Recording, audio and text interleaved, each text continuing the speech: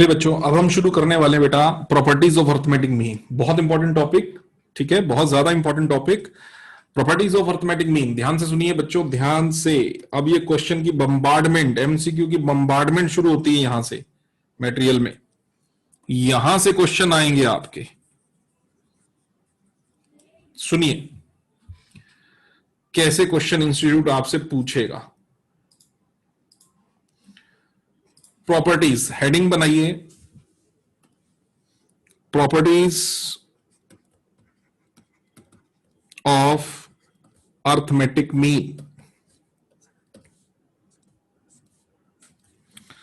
First property बेटा, first property कि अगर हम सभी ऑब्जर्वेशन को कोई कांस्टेंट नंबर एज्यूम कर लें, सारे के सारे वेरिएबल्स कांस्टेंट कोई एक नंबर के हो जाएं, तो बेटा उसका अर्थमेटिक मीन भी वही नंबर आएगा। आओ मैं समझाता हूं बच्चों, इसको मैं कहना क्या चाहता हूं। If all the observations are assumed to be any constant number K, its arithmetic mean will be के।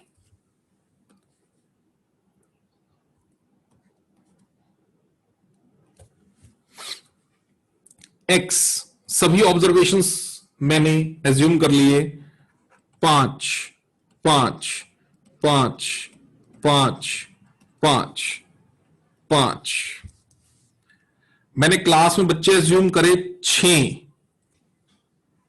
के 6 बच्चों के मार्क्स कितने आए? 5। जरा अर्थमेटिक मीन निकालो बेटा, कितना आएगा? चैट बॉक्स में लिख के बताओ। सीरीज कौन सी है? इंडिविजुअल, इंडिविजुअल सीरीज है। और चैट बॉक्स में बताओ कितना मीन आया। 5 5 सब कह रहे हैं सर 5 आया। बेटा बिल्कुल 5 आएगा। हाँ बेटे हाँ, बिल्कुल 5 आएगा, कोई और आने का मतलब ही नहीं, क्योंकि यही तो प्रॉपर्टी है। If all the observations are considered any constant number k या कोई और कांस्टेंट नंबर, तो उसका अर्थमेटिक मीन वही खुद होता है। यानी यहां आपने सिग्मा एक्स किया, सिग्मा एक्स आपका 30 आया, आपने इसको 6 से डिवाइड किया, ठीक है ना, नंबर ऑफ ऑब्जर्वेशन से मीन कितने आ गया? 5। बहुत सिंपल है। तो पहली प्रॉपर्टी आई होप आप सब लोगों को समझ में आ गई। एक एमसीक्यू तैयार। ठीक, एमसीक्यू नंबर 2, अगर हम एक गिवन सेट ऑफ ऑब्जर्वेशंस में से, गिवन सेट ऑफ ऑब्जर्वेशंस में से एक्चुअल अर्थमेटिक मीन माइनस कर दें, तो जो ऑब्जर्वेशंस आएंगी उनका सम कर दें, वो हमेशा 0 होगा। क्या मतलब? इधर देखो, इधर देखो बेटा, ये प्रॉपर्टी 1 तो ये हो गई ना हमारी। यहां पहले एक बार चलो लिख ही लेते हैं, प्रॉपर्टी 1 में थोड़ा लिख लेते हैं। प्रॉपर्टी 1 है इफ ऑल ऑब्जर्वेशंस आर के, तो उनका मीन भी क्या होगा? के। ठीक है बेटा, ये होगी प्रॉपर्टी नंबर 1 आपकी। चलिए अब मैं बात कर रहा हूं यहां से आपकी प्रॉपर्टी नंबर 2 पे। Property number 2, if deviations are taken from actual mean, then sum will be 0। Sum मतलब बोले तो सम क्या? सम का मतलब होता है बच्चों सिग्मा। किस चीज का sigma sir? Sigma x minus x bar, ये इसकी बात कर रहा हूं बच्चों मैं, डेविएशंस का सम। अब क्वेश्चन है सर ये डेविएशंस क्या होते हैं? डेविएशंस बच्चे डिफरेंसेस। अब ये जो डिफरेंसेस क्या होते हैं? डिफरेंसेस एक्चुअल मीन से भी लिए जा सकते हैं, डिफरेंसेस एज्यूम्ड मीन से भी लिए जा सकते हैं। एज्यूम्ड मीन से डिफरेंस मैंने अभी थोड़ी देर पहले ही तुम्हें लेना सिखाया था। मैंने एक्स की पूरी एक सीरीज में से कोई एक कॉमन नंबर माइनस कर दिया था, पर जो वो माइनस किया था वो नंबर हमारी मर्जी से कुछ भी था, चाहे वो उस सीरीज में से था चाहे वो उस सीरीज में से नहीं था। मैंने कहा था तुम फ्री हो उस नंबर को एज्यूम करने के लिए, वो एज्यूम्ड मीन था, वो ए था बेटा, वो ए था, वो क्या था, एज्यूम्ड मीन। पर बच्चों मेरी बात सुनो आप, अब मैं एज्यूम्ड मीन की बात नहीं कर रहा, अब मैं बात किसकी कर रहा हूं, एक्चुअल मीन की बात कर रहा हूं। अब मैं एक्चुअल अर्थमेटिक मीन की बात कर रहा हूं। अगर आप एक गिवन सेट ऑफ ऑब्जर्वेशंस में से एक्चुअल अर्थमेटिक मीन माइनस करके डेविएशंस लेंगे तो यस, उन डेविएशंस का सम हमेशा 0 आएगा। यह बड़ी जबरदस्त प्रॉपर्टी है। आइए जरा सिर्फ रटे नहीं, इसको सीखें। देखो, मैंने एक सीरीज एज्यूम कर ली भाई। मैंने कहा भाई ये एज्यूम कर लो आप कुछ भी, 10, 20, 30, 40, 50। ठीक है बच्चों, समझ गए हो? ये मैंने एज्यूम कर ली, 60 भी ले लो चलो, ये मैंने एज्यूम कर ली। और मैंने कहा कि इसका एक्चुअल अर्थमेटिक मीन निकालो बच्चों, इसका एक्चुअल अर्थमेटिक मीन निकालो। इन सब का सम करके और 6 से डिवाइड करिए। 5 ले लो, थोड़ा कॉम्प्लिकेटेड ज्यादा हो जाएगा नहीं तो। इन सब का सम करके 5 से डिवाइड करिए। इन सब का सम अब इजी, अब तो 150 बेटा इन सब का सम आ गया, ये लो 150 इन सब का सम आ गया। और इन सब के सम को आपने 5 से डिवाइड कर लिया। ठीक है, सिंपल अर्थमेटिक मीन बेटा कितना आ गया आपका, 30 आ गया सिंपल अर्थमेटिक मीन। अब ये एक्चुअल में आपका अर्थमेटिक मीन निकल के आए, एज्यूम्ड मीन नहीं है, ये आपका एक्चुअल कैलकुलेटेड मीन है 30। तो मैं कहना क्या चाहता हूं, अगर आप x की हर वैल्यू में से उसका एक्चुअल अर्थमेटिक मीन, जिसको x बार से रिप्रेजेंट किया जाता है, देखो बेटा ध्यान दो, a को एज्यूम्ड मीन से रिप्रेजेंट किया जाता है, जो एज्यूम्ड मीन होता है वो a है, और x बार जो है वो क्या है, एक्चुअल। ये दोनों के लिखने का तरीका है, x बार एक्चुअल मीन है, a एज्यूम्ड मीन है। ठीक, तो जब मैंने 30 को माइनस किया इस पूरे सेट ऑफ ऑब्जर्वेशंस में से, ये आ गया माइनस का 20, ये आ गया माइनस का 10, ये आ गया 0, ये आ गया प्लस का 10, ये आ गया प्लस का 20। मेरी बात समझते हो बेटा? सम करके देख लो, 0 ही आएगा। शानदार property, sigma x minus x bar will always be equal to 0. Means if the deviations are taken from actual arithmetic mean and then sigma will be done of the deviations, the sum will be definitely 0. दो properties. अच्छा, आप कहेंगे sir अगर a minus करे फिर 0 आ जाए तो बेटा उस केस में पक्की बात ये रही होगी कि तुमने a भी वही माना होगा जो असल में एक्चुअल मीन है। अब तुम कहो सर मैं तो a 30 मान लू यहां पर। अब बेटा जब एक्चुअल मीन भी 30 है और तुम एज्यूम्ड मीन भी 30 मान लोगे, वहां तो तुम ये बोल दोगे कि sigma x minus a is equal to 0। ये सिर्फ तभी लागू होगा, ठीक है ना, जब आपका ये दोनों समान होंगे, इक्वल होंगे। बाय द वे आप ऐसा मान लो। लेकिन अगर ये नहीं है ना, एज्यूम्ड मीन आप कुछ और ही ले रहे हो जो एक्चुअल मीन नहीं है, फिर बेटा ये कभी 0 के बराबर नहीं हो सकता। प्रूव करके देख लेना, करके देख लेना। हाँ बिल्कुल कर सकते हो, इस प्रॉपर्टी से आंसर भी टैली कर सकते हो, सब कुछ हो सकता है। ठीक है बच्चों, तो ये दो बातें हैं। अभी सीखने को और बहुत कुछ है, अभी तो बताऊंगा। अभी तो शुरुआत हुई अभी इस चैप्टर की, बहुत कुछ है सीखने को मिलेगा। ये रही हमारी पहली प्रॉपर्टी बेटा, और ये रही हमारी दूसरी प्रॉपर्टी। ठीक है, अच्छा एक बात और बता दूं मैं यहां पर बच्चों, आपको एक बात और बता दूं, अगर फ्रीक्वेंसी वाली डिस्क्रीट सीरीज होगी बात तब भी वही एप्लीकेबल होगी। ये देखो डिस्क्रीट सीरीज से क्या फर्क पड़ेगा, x माइनस एक्स बार, ठीक है, आप f से मल्टीप्लाई कर दो, ठीक है, वहां पर भी ये 0 ही आएगा। तो ये रहा ये property sigma x minus x bar, ठीक है, is equal to 0, and also sigma f x minus x bar will also be equal to 0। ये बात आप ध्यान रखें। और ये आ गई हमारी तीसरी प्रॉपर्टी, जो इंस्टीट्यूट की इतनी खास प्रॉपर्टी है कि इंस्टीट्यूट इस प्रॉपर्टी के बगैर तो पेपर बनाएगा ही नहीं।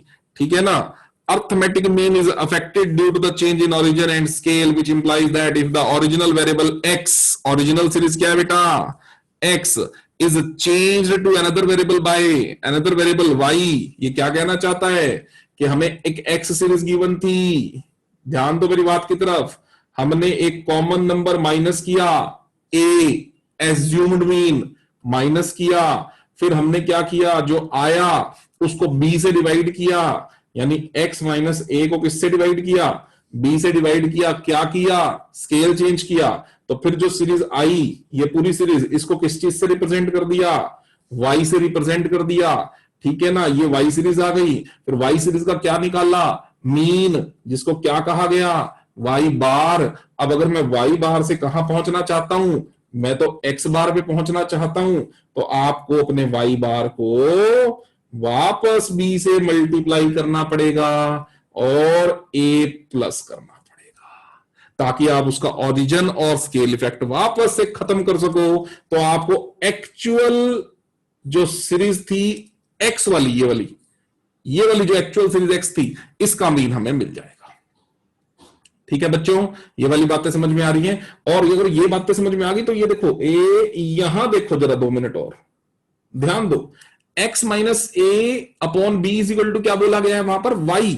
इसका मतलब समझते हो कि x की कोई भी वैल्यू निकालनी हो तो y की जो वैल्यू है आपके पास, कोई इंडिविजुअल वैल्यू, मीन के बारे में बात नहीं कर रहा, अब मैं कोई भी इंडिविजुअल वैल्यू के बारे में बात कर रहा हूं, वो इंडिविजुअल वैल्यू भी सेम स्केल और ओरिजिन इफेक्ट से खत्म हो जाएगी। ये देखो, y की ओरिजिन कोई भी इंडिविजुअल वैल्यू इनटू में b और प्लस में a, ये बात तो मीन पे भी लागू होती है, और ये तो x और y की इंडिविजुअल हर वैल्यू पे ये बात लागू होती है, क्योंकि हर वैल्यू x की y में कन्वर्ट की गई है ओरिजिन और स्केल चेंज करके, और ओरिजिन और स्केल चेंज करें अगर वापस से y की उस वैल्यू का, तो x की ओरिजिनल वैल्यू निकल आएगी। ये बातें बहुत इंटरेस्टिंग और डीप बातें हैं, आपको समझनी है एक करके, ठीक है ना।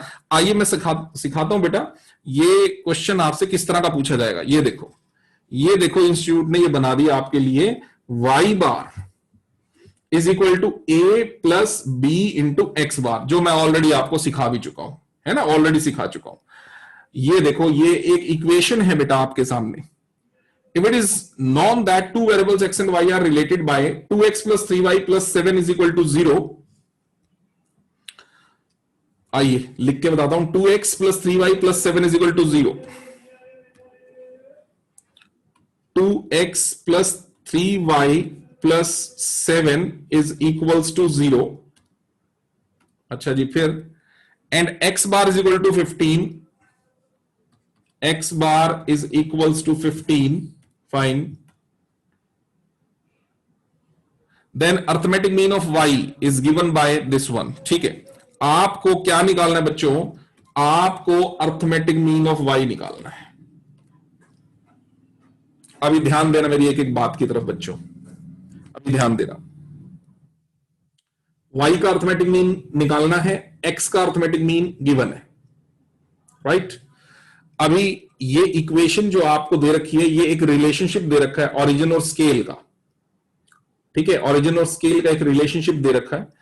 अगर मैं यहां पर आपको बोलूं कि ये इसको ऐसे लिखो कि 3y is equals to minus का 2x माइनस 7, बिल्कुल लिख सकते हैं, कोई दिक्कत ही नहीं है, किसी भी तरह की कोई दिक्कत नहीं, ठीक है ना।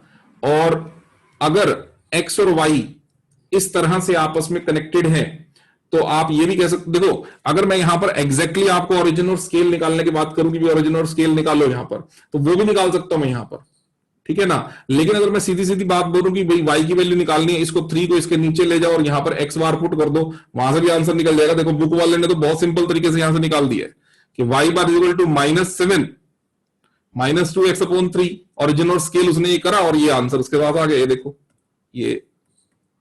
ये है, यहां पर y की वैल्यू कैसे निकलेगी, माइनस का 2x माइनस 7 अपॉन में कर दो 3, और x की वैल्यू, x बार की वैल्यू कितनी है 15, यहां पर उठा के पुट करो, -2 इंटू में 15 minus 7 upon 3, and you will get the value, and that is to you is -12.33, -12.33, and that will be the mean of y।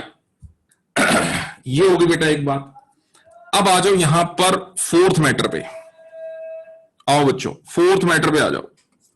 Fourth matter क्या है, if there are two groups containing n1 and n2 observations and x1 and x2 and x1 and x2 as the respective arithmetic means, then the combined arithmetic mean is given by। देखो बेटा इस बात को समझो, जो चौथी property है हमारे पास, फोर्थ प्रॉपर्टी, वो समझो। आओ फोर्थ प्रॉपर्टी पे बात करते हैं। फोर्थ प्रॉपर्टी बेटा क्या है कि अगर मेरे पास दो ऑब्जर्वेशंस हो, दो सेट ऑफ ऑब्जर्वेशंस हो, कैसे? मेरे पास एक हो जिसमें नंबर ऑफ टर्म्स n1 हो, मान लो सपोज कर लो मेरे पास किसी कोई स्कूल है, उस स्कूल के अंदर दो सेक्शंस हैं, section A, section 1 first and section 2। Section 1 जो है 12th क्लास का, उसके अंदर नंबर ऑफ स्टूडेंट्स है सपोज कर लो बेटा 40, उसके अंदर नंबर ऑफ स्टूडेंट्स है बेटा 40, ठीक है। और उनका जो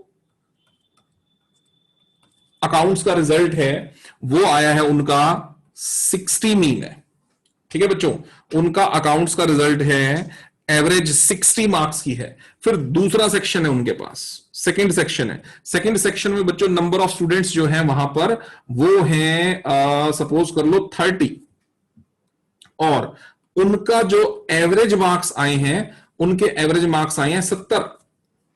तो हमसे पूछा गया भाई तुम्हारी 12th क्लास में टोटल बच्चे कितने हैं? हमने कहा भाई टोटल बच्चे तो 70 हैं, 40 ये रहे और 30 ये रहे। तो आप ये बताओ 70 बच्चों का एवरेज मार्क्स क्या है, ठीक है ना, 70 बच्चों का एवरेज मार्क्स क्या है? तो बच्चों हम क्या निकालना चाहते हैं? अब कंबाइंड अर्थमेटिक मीन निकालना चाहते हैं। क्या निकालना चाहते हैं बेटा? अब हम कंबाइंड अर्थमेटिक मीन निकालना चाहते हैं, एक्स बार निकालना चाहते हैं 1 2, यानी दोनों सेक्शंस का कंबाइंड अर्थमेटिक मीन निकालना चाहते हैं। तो बच्चों उसका फॉर्मूला क्या लगता है? n1 x1 बार प्लस n2 x2 बार